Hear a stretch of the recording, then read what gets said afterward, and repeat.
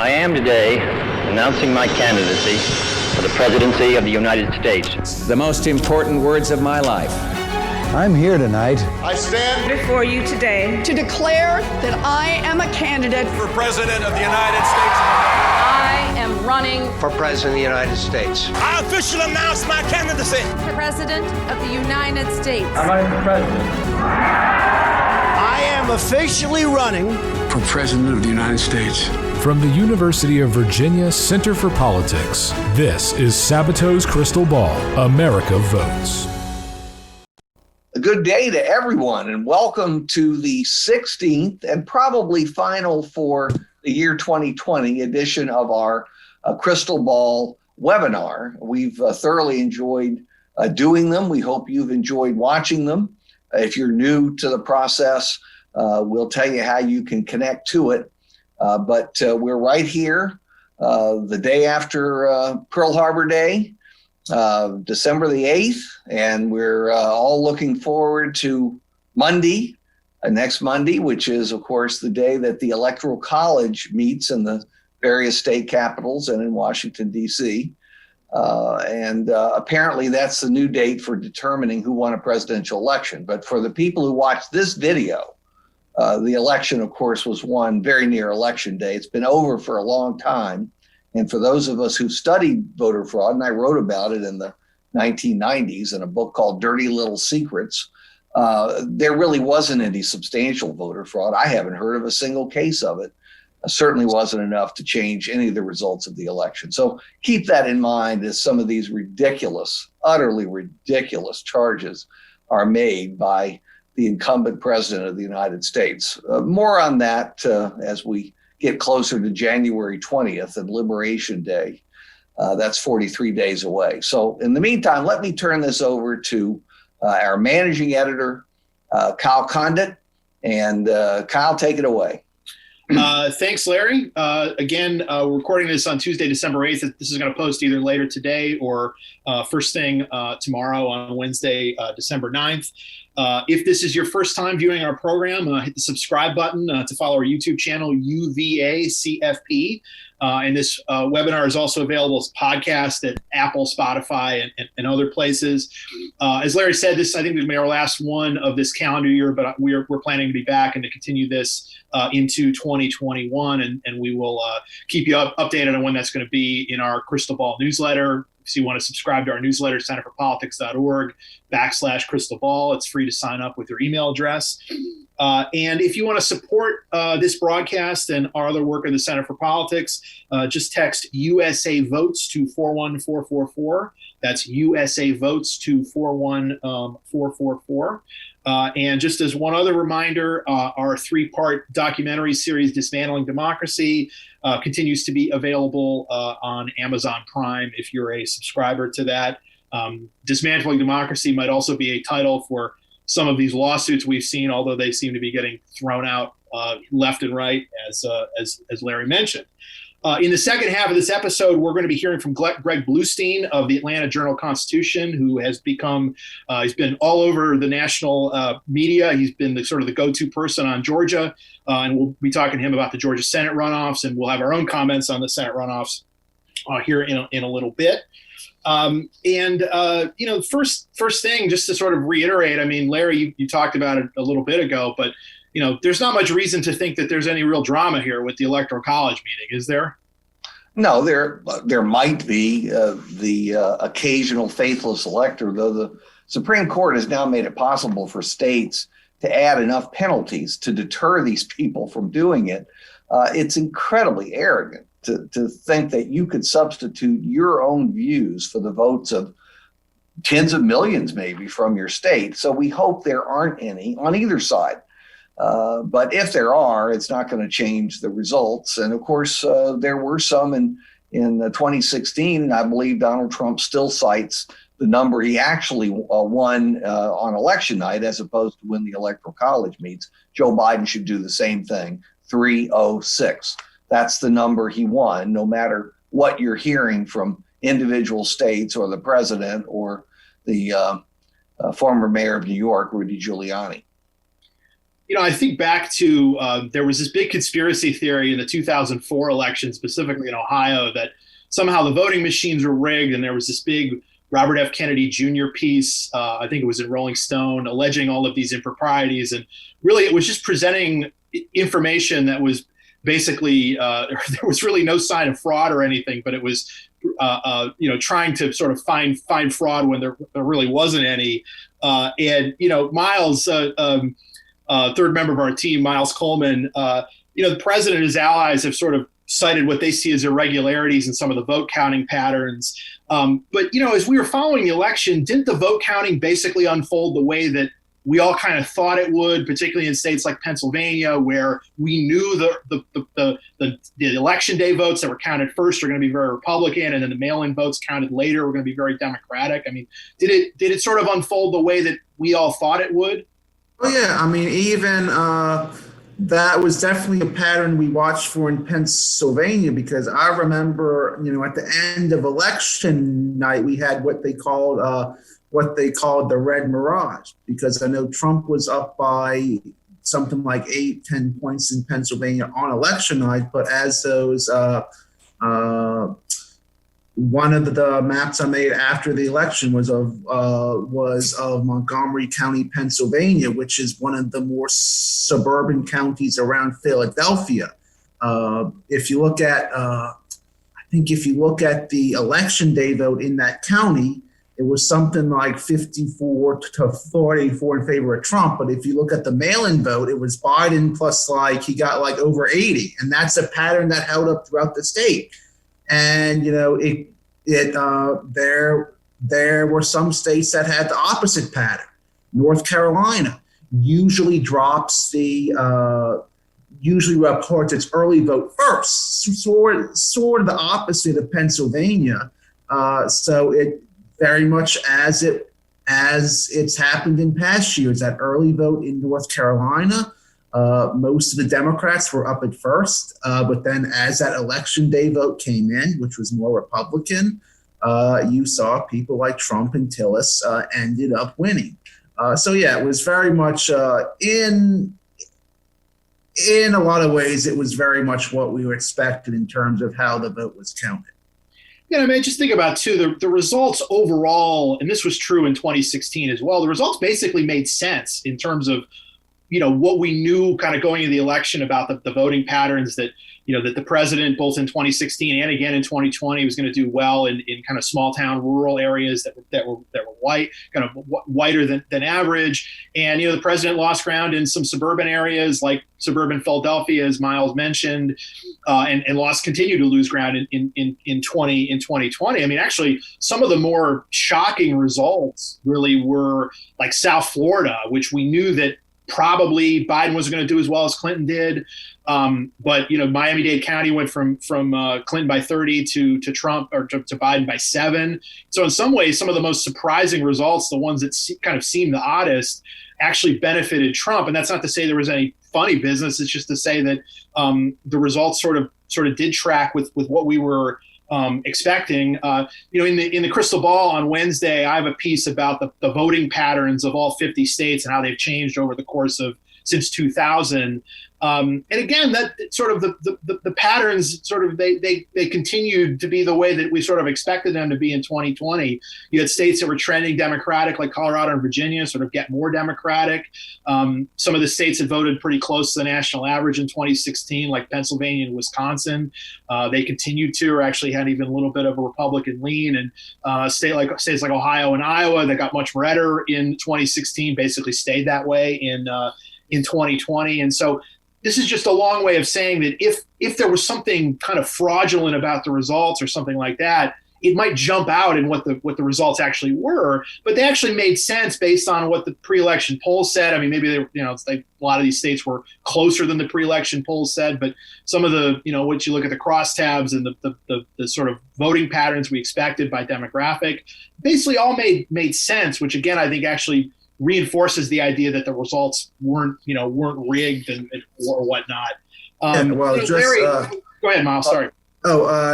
Someone was asking me the other day about, okay, well, what do I think the effect of the pandemic was on campaigning? And some of the areas that swung most to Trump were places like the Rio Grande Valley in Texas or the Black Belt across the South. Those are mostly rural areas with heavy minority populations. Well, it was the Republicans who were going door to door in these rural places. It wasn't the Democrats. So, I'm not necessarily, I'm not really giving out advice. Okay, well, it was the Democrats. Maybe it was them who should have been going door to door. I'm just saying it lines up with, given the tactics of the campaigns, with what we would expect. Larry, as you look at the results, we've now had, a month or so to actually digest the results. Results, as we're speaking now, they're certified in almost every state. Anything that sort of in hindsight kind of stands out to you as you look at the results? Well, I certainly agree with your point about the fact that polls had suggested, at least in-state polls, some of the national polls or the polling average is looking a bit better, given that Biden is now up by 4.5 points and over 7 million votes. So they're looking a bit better. They still weren't accurate, but some of the swing state polls, the infamous one, I think it was October 28th from the Washington Post of Wisconsin, showing Biden with a 17-point lead. That's right before the election, a 17-point lead.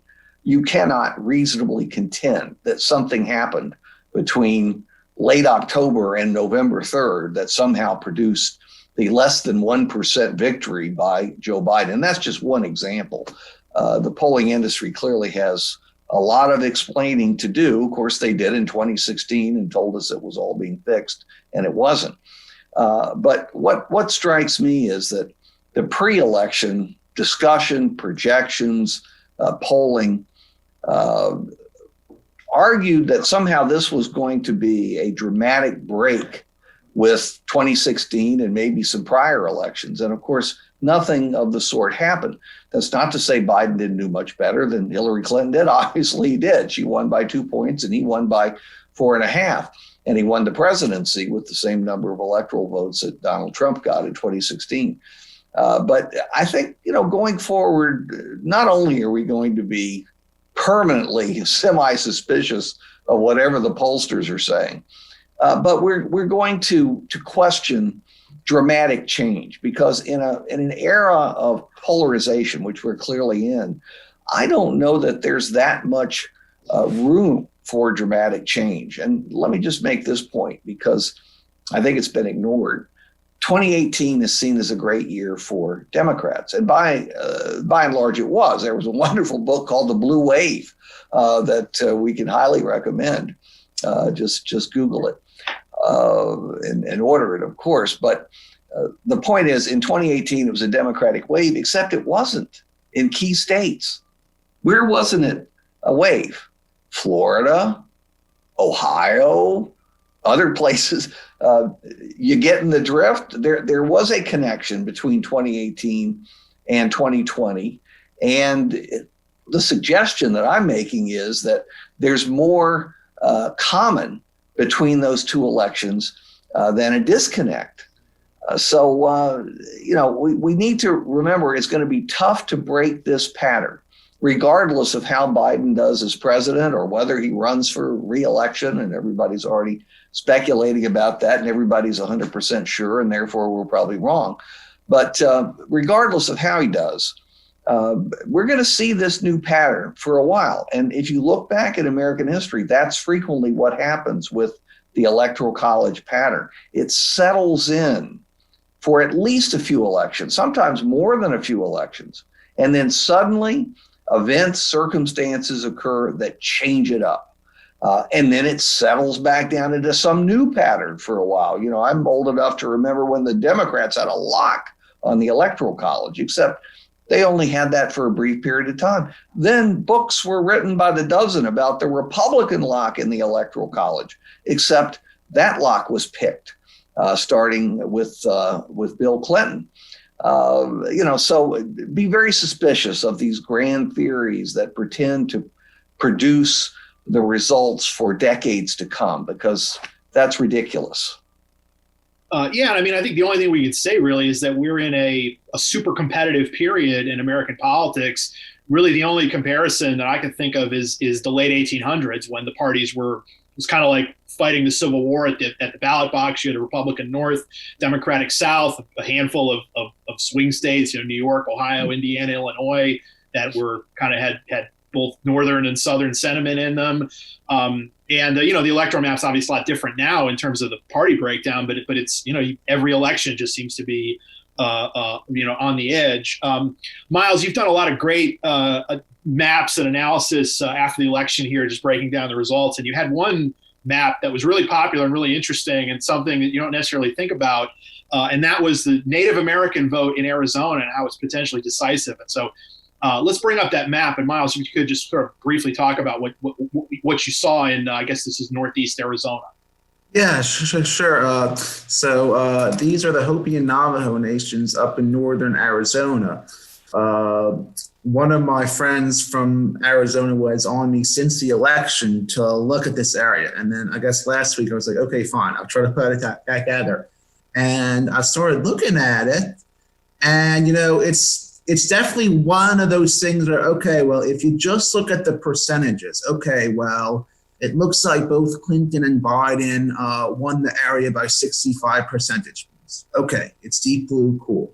But if you look at the raw votes, it looks like Biden carried this area by about 9,500 more votes than Clinton did. He won it by about a little over 35,000 compared to Clinton, who carried this area by 26,000. So that 9,500 number, Biden's increase over Hillary there, that's pretty dang significant when you think of his margin in the state was a little over 10,000. So that right there is most of Biden's margin in the state of Arizona. Most of those on that third map there, all of the precincts in gold, which are most of them, were the ones where Biden got where he netted more raw votes over Clinton. So yeah, we definitely, when it comes to Arizona, we definitely talk a lot about some of the college-educated whites who have moved a bit more Democratic in the past few years.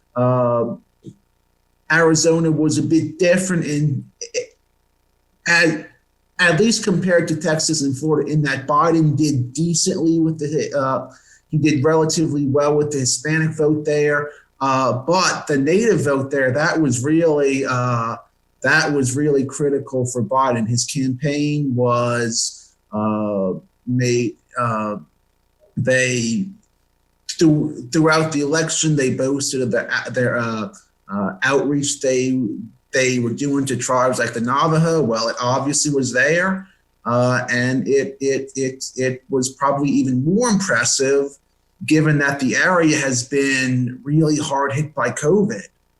So just a really impressive just a really kind of impressive accomplishment by Biden in Arizona. Yeah, it just goes to show too that in these elections, all these pieces are important, and there are lots of interesting stories to be told. We had a few reader questions, and specifically some about the Georgia Senate runoff, which we'll get to. But first one is from Rich Donahue, and he's asking about, is there such a thing as, quote, the black vote or the women's vote? Or might it be an affluence vote or a rural, suburban, urban vote?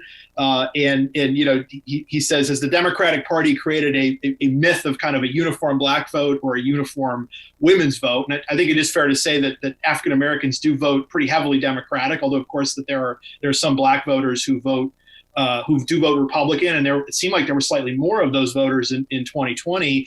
And also, women are more Democratic than men are, but there's still plenty of women who vote Republican too. So these are convenient shorthands, I think, for analysts. But there are lots of differences within these different groups. A question, too, from Corey Strassman. We've seen a mini trend early in a president's term, the last three administrations, of high-profile crossing the floor moments. Governor Jim Justice with Donald Trump in West Virginia, Arlen Specter with Barack Obama, and Jim Jeffords against George W. Bush early in Bush's term. Do you think we will see that continue in the first year or two of a Biden administration? Larry, any thoughts on that? Well, it's always possible. You're talking about one or two people per administration. Now, sometimes it could have a big impact, as it did in 2001 when Jim Jeffords, very surprisingly, nobody saw that coming, switched from Republican U.S. Senator in Vermont to independent caucusing with the Democrats and switched the Senate. It was also very closely divided after that election, just as it's going to be whichever way the Georgia runoffs go this time around. So in the Senate today, let's just focus on the Senate, because if you get into the House, as Kyle can tell you, it'll take us several hours, and I don't think you're going to stick around for that. In the Senate, Susan Collins, why would she switch? She just got reelected in a landslide, contrary to the polling and the beliefs of the political activists in Maine, certainly the ones that we talked to. Why would she switch? She's in a good position to go back and forth as needed, but not in terms of party label. Lisa Murkowski, of course, she's not going to do it. Mitt Romney, not a chance. He'll switch parties. I mean, we just exhausted the ones on the Republican side. Probably on the Democratic side, I guess it's Joe Manchin. Joe Manchin has an excellent relationship with Joe Biden, and he's probably going to be a very important vote in the Senate, again, whichever party controls. Why would he switch? It just doesn't make any sense when you look at the individuals. I would say it's possible, but I doubt it. That's my summary. Well, I'm just going to add on that very briefly. I know we were avoiding the House, but since it happened about a year ago, when I guess one of the more high-profile party switches was Jeff Van Drew in New Jersey. And I remember at the time that, I guess before that, I would think, okay, well, we're just so polarized with the parties these days. Is it going to be? It's such a big rift now across the parties. Is that even possible? And it was. So it was almost refreshing in a way, in that it was maybe not what I had expected. Yeah, and we did have Justin Amash leave the Republican Party, of course, and become a libertarian. I think it was on the 4th of July in 2019, although he decided not to run for re-election, and the Republicans ended up holding his seat. So I guess, you never know. And actually, the House is going to be – there's still a couple races up in the air, but the House is going to be pretty close. And so you do wonder if there could be a party switch or something, although probably not enough to actually change control of the House. But the vote for Speaker will be interesting. That's right. Because Nancy Pelosi cannot afford many defections, and she certainly isn't going to get any Republican votes. So, she's got to get, if everybody's there and voting, she's got to get 218. She'll probably pull through. She's a magician when it comes to floor votes or even caucus votes, but it's not going to be easy. She'll have to work for this one.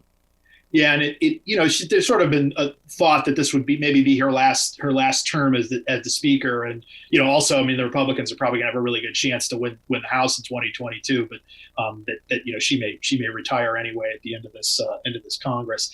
Let's move to the Georgia Senate runoffs, which of course is sort of the big last piece of this election to be determined on January 5th. And again, we'll be talking to Greg Bluestein from the Atlanta Journal-Constitution in a little bit here, but we did have a couple reader questions. We wanted to sort of give our own thoughts on the runoffs.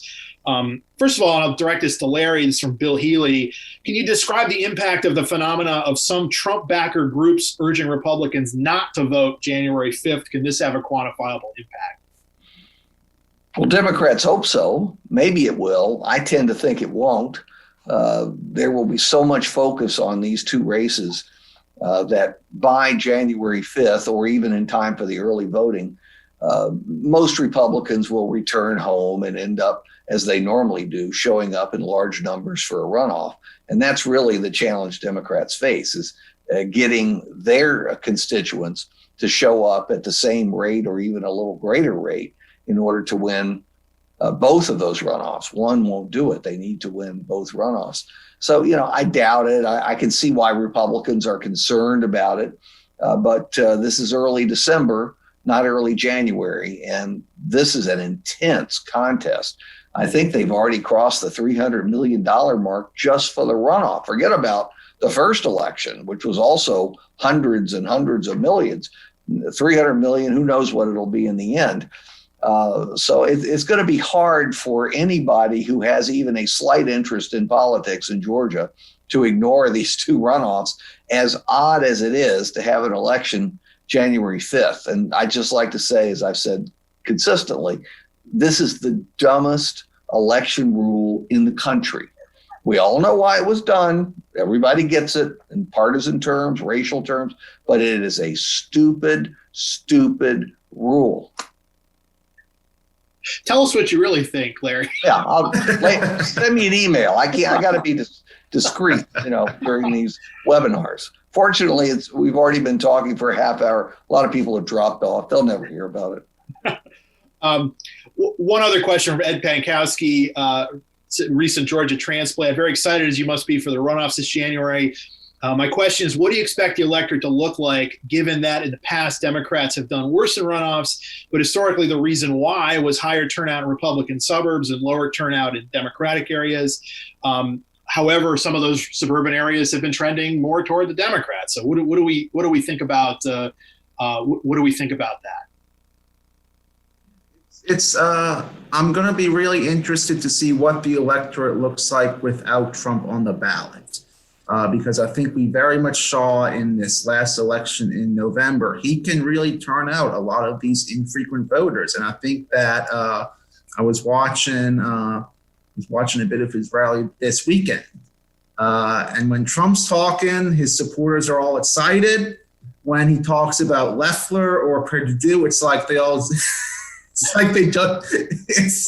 even exist. But something I will say, I think we may, because the Democratic coalition in Georgia is becoming more dependent on those college-educated whites, well, they have traditionally tended to turn out at a higher rate. I mean, I was looking at one of the things I was looking at after the election was Ossoff. He first came onto everyone's radar back in 2017 when they had that special election in Georgia 6. He lost that election by 4 points, but if you look at how he did there in November, he would have carried that seat by 5 or 6 points. So those are the types of voters that have traditionally tended to turn out at higher rates. I'm very interested to see what type of turnout the Republicans can get in the rural areas. I know that in the special election, we sort of had a jungle primary situation. Had Congressman Doug Collins, who was narrowly squeezed out of that. He got the third place. Will his Republicans in North Georgia, are they going to turn out for Loeffler? So we'll see. It's also worth looking at this in the perspective of the 2022 Senate elections, which I just wanted to close on and show that map. And we did a piece before Thanksgiving about the 2022 Senate elections. The special election, the Loeffler versus Warnock race, that's actually going to that seat's going to be on the ballot again in 2022. So whoever wins that's going to have to turn around and run again, just like Mark Kelly in Arizona is going to have to run again for a full term in 2022. But there are there are some competitive races, and even if the Republicans hold the Senate at 51-49 or 52-48, the Senate majority probably will still be contested, although the Democrats are going to have to overcome the usual midterm penalty that the president's party holds. But Pennsylvania, North Carolina, Wisconsin are probably going to be credible Democratic targets. Republicans are retargeting New Hampshire, Nevada, Arizona, in all likelihood. So we're going to have these Senate runoffs on January 5th, and then the 2022 Senate cycle is basically going to start over again. And so with that, unless there are any other observations from Larry or Miles? Yes, I have one. Okay. Happy holidays. Happy holidays to all the Crystal Ball followers and fans. We benefit from you enormously. You send us tips and your opinions, usually without obscenities, and we do appreciate that. Keep doing it. Keep in touch with us, and we've got an exciting 2021 ahead, not least because we hope all of us are vaccinated, and we can resume a little bit of normal life. But the Crystal Ball will be here whether we are isolated and locked down or free to pursue our individual activities. One way or the other, we'll be with you. We hope you're with us. And so Happy New Year, happy holidays, and all the rest. And again, we're going to be hearing now from Greg Bluestein of the Atlanta Journal-Constitution to talk a little bit more about the Georgia Senate runoff. So thanks again. And as Larry said, happy holidays. Okay, joined now by Greg Bluestein of the Atlanta Journal-Constitution, who has been following these Senate runoffs as closely as anyone. Greg, thanks for joining us today. Thanks for having me. So let's get right into it. Of course, one of the trends in some of the Georgia runoffs in the past is that there's been basically this kind of Democratic fall off. Saw this in 2008 Senate race and also in the 2018 Secretary of State runoff, in which Brad Raffensperger's Republican has been in the news, ended up winning that race. How do these runoffs, I guess, feel different, or maybe they don't feel different from 2008 from 2018? Yeah, and 2008 was the last time we had a Senate runoff, and that was a dramatically different environment in Georgia. Where Republicans were beginning their ascendancy, or kind of in the middle of their ascendancy in Georgia. And you had all sorts of big national figures come down, but control of the Senate wasn't at stake. And Democrats had just started losing a lot of those seats that they had consolidated over the previous years.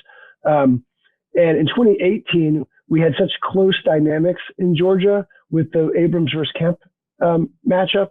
But then the energy seemed to just dissipate. And partly it was because Stacey Abrams had continued the runoff back then. The statewide runoffs are 3 weeks later, not 9 weeks later, like federal runoffs. So we had a pretty quick turnaround between the 2018 general election and the runoff a couple of weeks later. But in that sense, remember, half of that, like a third of that time was devoted to pretty much Stacey Abrams and the kind of legal limbo purgatory we had, because she did not concede the race and did not, and Governor Kemp had declared victory. So a lot of our media attention and the public's attention was on the governor's race, and not really on the 2018 runoffs. But in general, there's also just been, it tends to be an older, a whiter, and more conservative electorate, which has helped Republicans. In this sense, I think all bets are off because so much attention is on these runoffs. There'd be a lot of attention on these runoffs anyway, because it would be looked at as a referendum on President-elect Biden, or if Trump had won, a second term of Trump. But now with Senate in the balance, I think it transforms the electorate. And I think the other thing that's going to be a huge factor is just the fact that Reverend Warnock's in the race. Because in these past, Georgia Democrats have lost every statewide runoff in Georgia history. But that's because they've had white candidates. I mean, not just because, but they've also had white candidates at the top of the ballot. You've got Reverend Warnock, who is the pastor of MLK's church. And Democrats, that's the reason, one of the reasons he was picked by Stacey Abrams, why he was recruited, was because they felt like they knew that race was going to go to runoff, and they felt like he could help energize Black voters in a way that past candidates haven't. It's such a strange situation because you've got kind of unprecedented. You've got two Senate races running at the same time in the runoff, and historically, the Senate runoffs that we've seen in the past, not in Georgia but in other places where you had, or not Senate runoffs, but sort of two Senate races at the same time, they almost always break the same way. And I guess that would sort of suggest that maybe these candidates should or could be running essentially as tickets. Do you see that that's sort of happening with Warnock and Ossoff, and then Loeffler and Perdue? Are they kind of in alignment with one another, generally speaking? I mean, they're both running as tickets, and they kind of have to. The Democrats are running as ticket because they need both seats in order to gain control of the Senate. Republicans don't have to as much, but they're running as tickets too, because they figure that pooling resources and having a 50-state campaign fundraising drive, essentially, that the Republicans are running is beneficial to them. And they've been showing up at rallies together. Certainly they have all four candidates have separate events, but for the big stuff, they've been showing up together. They've even been issued statements together. They've each been hit for their other weaknesses, right?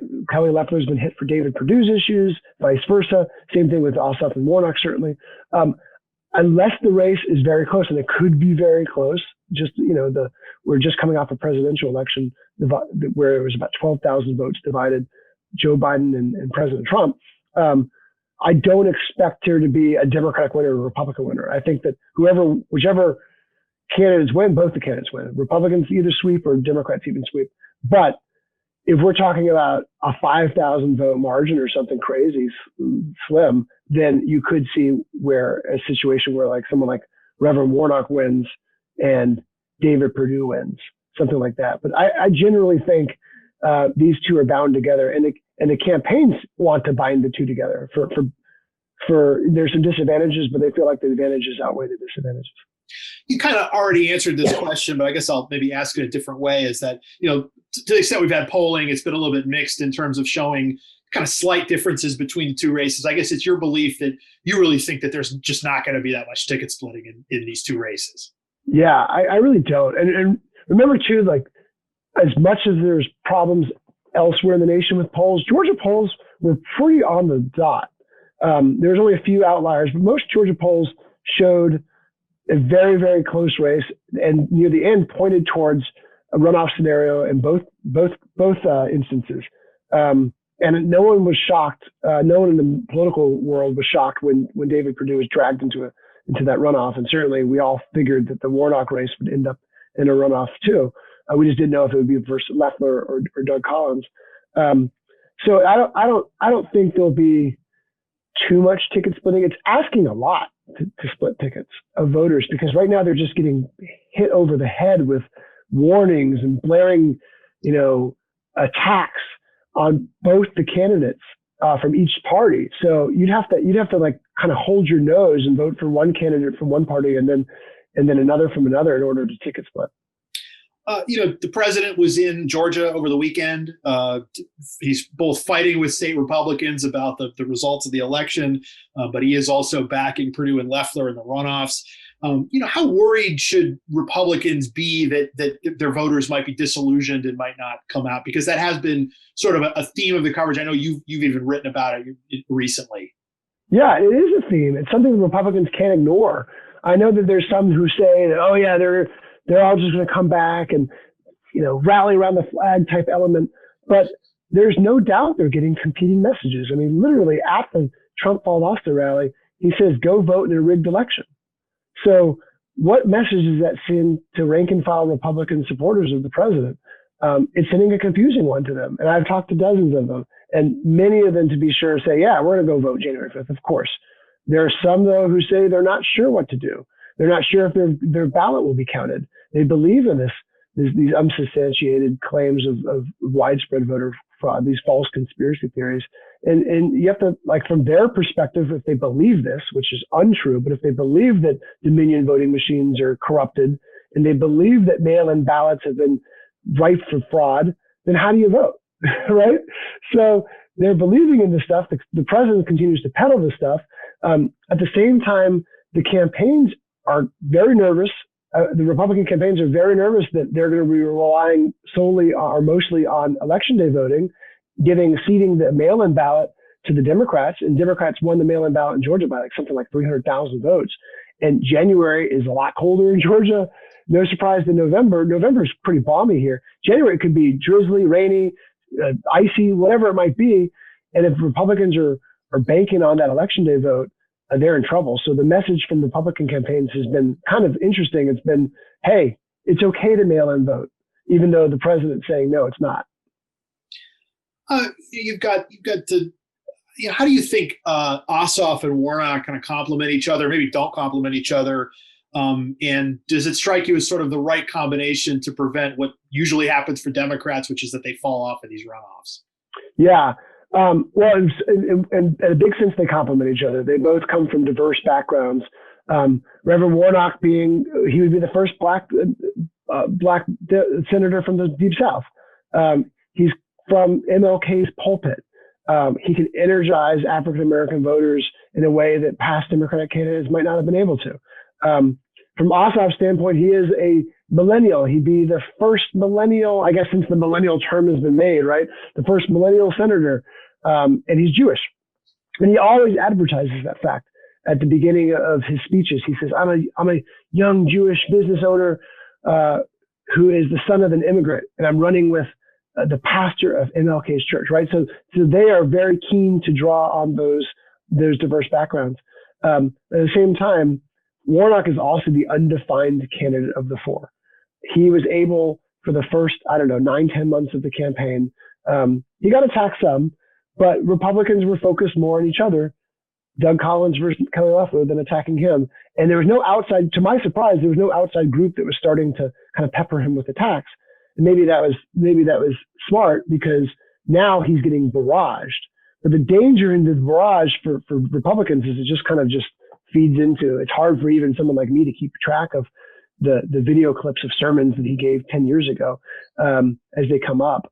But for Democrats, for those arguments that might stick with some, voters who were kind of on the fence, that could affect Ossoff too, because they're running as a ticket. So whatever baggage Warnock has, Ossoff has it too. Because it's fair to ask too, Perdue and Loeffler, how do they kind of complement each other?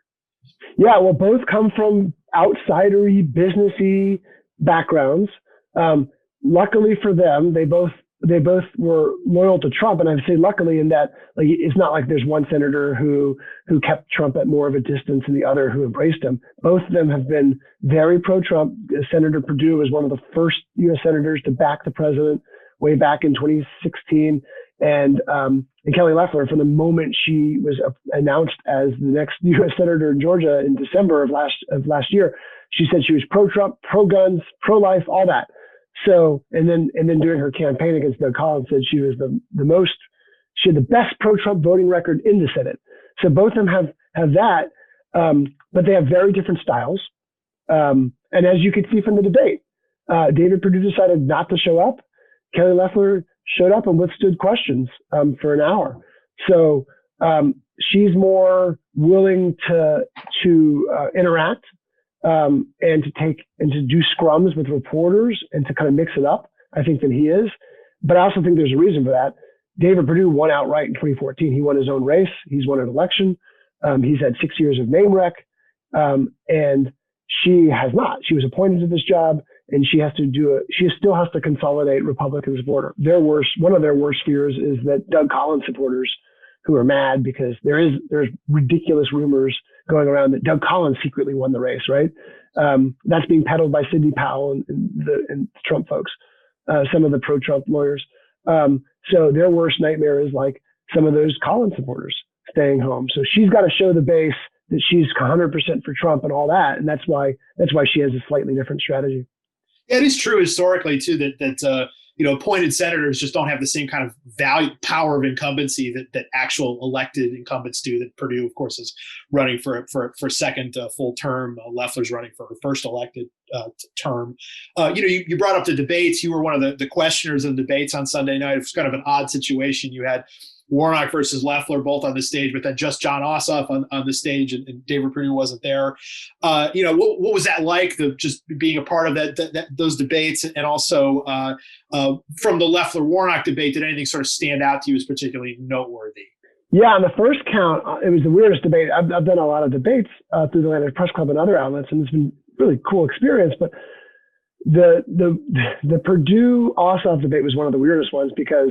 And I was joking with John Ossoff earlier because I did a debate in 2017 when he was a special election candidate for Congress, and it was him and 16 other candidates. So I said, this might not be the weirdest debate we've done, but it's certainly among the weirdest because it was national attention, and there was an empty lectern, and David Perdue's campaign calculated whatever risk they would get by skipping it was worth it because of the questions that we were going to ask about stock transactions and about President Trump.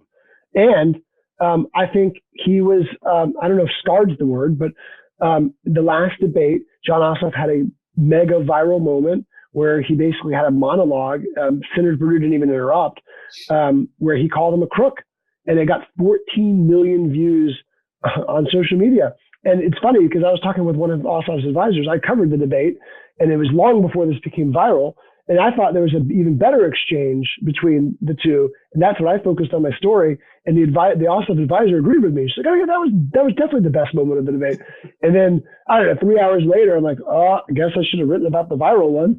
So I added that in the story. But yeah, I don't think he wanted to risk that. I don't think he wanted to risk something that could dog him the rest of the campaign. And again, he also was in this position where like he doesn't need to, he might not have felt like he needed to go on stage with Ossoff because he didn't have to go convince any Republican voters to back him. He stands right now as the top Republican vote getter in Georgia history because he actually outpolled Trump by a very small margin, but he outdid Trump by a little bit.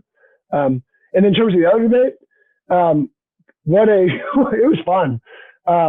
But frustrating, right? Because you're asking questions of both candidates who aren't answering it. And you can feel the viewer's frustration because like, I want them to answer it as much as everyone else does, but I also can't make them answer it. So we can ask. And at one time there was an exchange that I think went 2 or 3 questions between Russ Spencer, the moderator, and Kelly Loeffler about whether or not she acknowledged that President-elect Biden won. And there was a couple times where me and Lisa Rand had to push back too, asking, okay, but what I heard your answer, but can you answer my question? Right. Yeah, it's always tricky. And these candidates, they just, whatever the questions are, they just decide they can say whatever they want. Yeah. So you alluded to this, David Perdue did slightly better than Trump did in the state. And so in November, Biden won 49.51 to 49.25. But Perdue led Ossoff 49.73 to 47.95. And then combined R led combined D in the special election 49.37 to 48.4. I'm specifically mentioning these numbers here just so you can see the differences in the races. And I mean, to me, the fact that the Republicans did a little bit better in the Senate races than the presidential race, that to me suggests that's a good sign for them, I think, for the runoffs. Do you interpret it that way? I mean, yeah. I guess if you're arguing the Republicans have an edge in these races, I'm not saying you're arguing that, but that might be what you point to, is that even in the presidential, there was arguably a little bit of crossover support for the Republican Senate candidates. Yeah, either crossover support or just undervoting down the ticket too. So some people just wanted to vote Republican Democrat in the presidential and just stop voting down ballot. But I think it's something we saw throughout the nation too, with down ticket Republicans doing better than expected. And in Georgia, I'd say they did far better than expected in terms of the state legislative races here. I came into this thinking that actually, honestly, that Trump would win, but with less than 50% of the vote. And I thought that both the suburban Senate seats in the national spotlight, the 6th and 7th district, would both go blue. And I thought the 7th district would easily go blue. It was closer than expected. And I thought Democrats would pick up about 10 seats in the state house. And they think they picked up a net gain of either 1 or 2. It was very close. It was very thin. And I think that's part of, I think there was undervoting for Democrats maybe, and also that crossover vote for Republicans who couldn't stomach another 4 years of Trump, but also either were Republican or they like the balance of power issues. And that's another thing that I'll be interested to see how this transforms after the electoral ballots are formally cast on Monday for President Trump, because will the U.S. senators then acknowledge that Joe Biden won, and will they be able to give their most, probably in Georgia, their most poignant argument, the most important argument, which is we can be a check on a President-elect Biden's administration, because they've danced around it here. They said a potential president. They said we're holding the line. They said we're going to defend the majority. Right? All those things are fine, but what they're not saying outright is we're not going to let Joe Biden, Kamala Harris go push their agenda through the Senate if we are elected. And they can't say that because that risks pissing off Trump. Yeah, and look, I mean, I think it's you pointed out in Georgia, and I think it was the case all across the country, is that this was a sort of a split decision kind of election. Biden did win, but it wasn't. He generally did better than down ballot Democrats. And again, if the Senate runoffs do stick with the Republicans, it would be very much in keeping with what happened in the election. And yet, these both seem like very legitimate toss-up races. Final question, Greg. Georgia is basically now the center of the political universe. And do you think it's going to stay there? I mean, you see Georgia as being an integral part of the Electoral College going forward? I do. I definitely do. Because look from this perspective. In 2012, Romney won the state by 8 points. In 14, Governor Deal won the state by about 8 points. In 16, Trump won by 5 points. In 18, Kemp wins by 1.5 points, and now you've got a 12,000 vote margin. So between President Trump and President-elect Biden, I think these dynamics are here to stay. I think it's going to be very close, probably for most of the next decade in Georgia. I don't mean, and people ask me, are we more like a Virginia or more like a Florida? And Virginia obviously is not close really anymore. You know more about Virginia than I do, but it seems like a pretty solidly blue state. And when I say we're more like Florida, I don't mean that we're necessarily going to be a Republican-held close state. I just think the races now are going to be within 1 percentage point. I think it's just going to be very, very tight from here on out. And look what we've got in 2 years. We've got a likely rematch between Governor Kemp and Stacey Abrams, but Governor Kemp is facing now suddenly all sorts of internal Republican challenges because President Trump is wanting him to do something he cannot do. So which is call a special session to overturn the will of the people and somehow grant him Georgia's 16 electoral votes. Yeah, and that's one of the big surprises of the election is that you look at the competitive states in the Southeast, and Georgia's the one that went blue, and I think a lot of people might have thought 6 months ago, Florida and North Carolina. So. But Greg, this was great. Thank you so much for doing this, and good luck to you, following the runoffs and being all over the place on national media and whatnot. We really appreciate it. Hey, thanks for having me. Thank you.